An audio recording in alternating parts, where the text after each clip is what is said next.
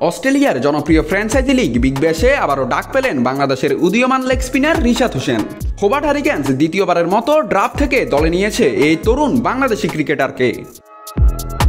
গেল মৌসুমেও রিশাদকে দলে ভেড়ায় তারা, কিন্তু বিসিবি থেকে এনওসি না পাওয়ায় খেলা হয়নি তার। তবে গতবার রিশাদকে দলে না পেলেও এবারও এই টাইগারের উপর আস্থা রেখেছে গেল আসরের চ্যাম্পিয়ন হোবার্ট হারিকেন্স। আর মূল কারণ এক কিংবদন্তি ক্রিকেটারের সুপারিশ। হোবার্টের হেড অব স্ট্র্যাটেজি অস্ট্রেলিয়ার বিশ্বকাপ জয়ী অধিনায়ক রিকি পন্টিং নিজের রিশাদকে দলে নেওয়ার পরামর্শ দিয়েছেন। টি-20 বিশ্বকাপে রিশাদের স্কিলে মুগ্ধ হয়ে পন্টিং সরাসরি তাকে দলে নেওয়ার কথা বলেন। হোবার্ট হ্যারিকেন্সের হাই পারফরম্যান্স ইউনিটের জেনারেল ম্যানেজার স্যালিয়ন বিনসি জানান, আমরা একজন অ্যাটাকিং লেগ স্পিনার খুঁজছিলাম। রিকির কথাতেই রিশাদকে বেছে নেওয়া। সে শুধু উইকেট নেয় না, ব্যাটিংও করতে পারে।